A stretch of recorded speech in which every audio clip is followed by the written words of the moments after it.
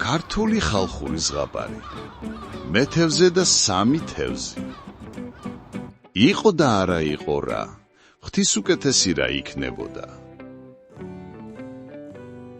იყო ერთ ქალაქში ერთი მეთევზე. მუდამ დღეის მეთევზე თევზს იჭერდა, ყიდდა ბაზარში და იმითი ირჩენდა თავსაც და არჩემდა ცოლ შვილსაც.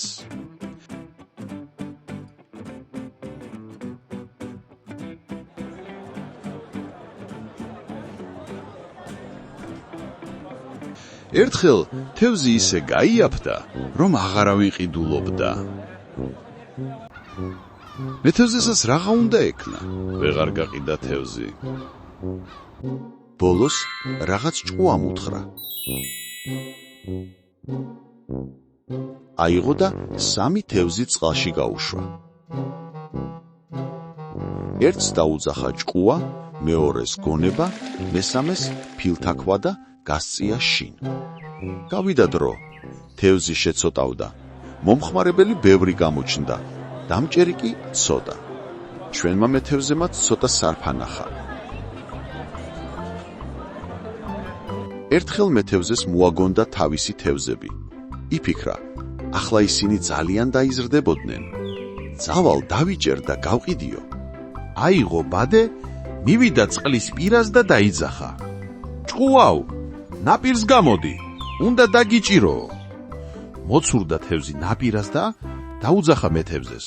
შენ თუ ჭკუა გქონდა, მე აღარ გამიშვებდიო. დაღონდა მეთევზე, თევზი წაუვიდა ხელიდან.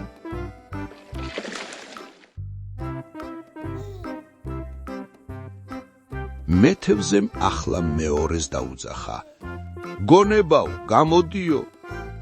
შენ რომ გონებიანი ყოფილიყავი, უპასუხა თევზმა, მე წყალში აღარ გამიშვებდიო.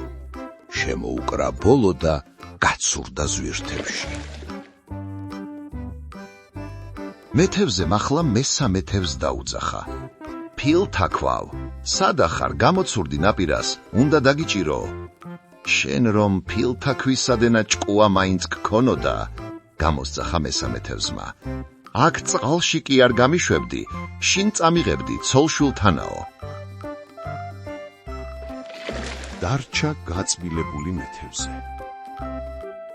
მეორე დღეს ბაზარში ვეღარ გაიარა საწყალმა, რადგანაც წინადღით პირობა მისცა, რომ ხვალ თევზს მოვიტანო და პირღია კი დარჩა. შერცხვენილი იჯდა შინ და ქეკავდა ნაცარს. ასე იყო წყალში თევზის გამშვები მეთევზის საქმე. ჭირი იქა, ლხინი აქა, ქატო იქა, ფქვილი აქა. გამოიწერეთ არხი და მოიწონეთ ვიდეო, რათა ახალი ზღაპრები არ გამოტოვოთ.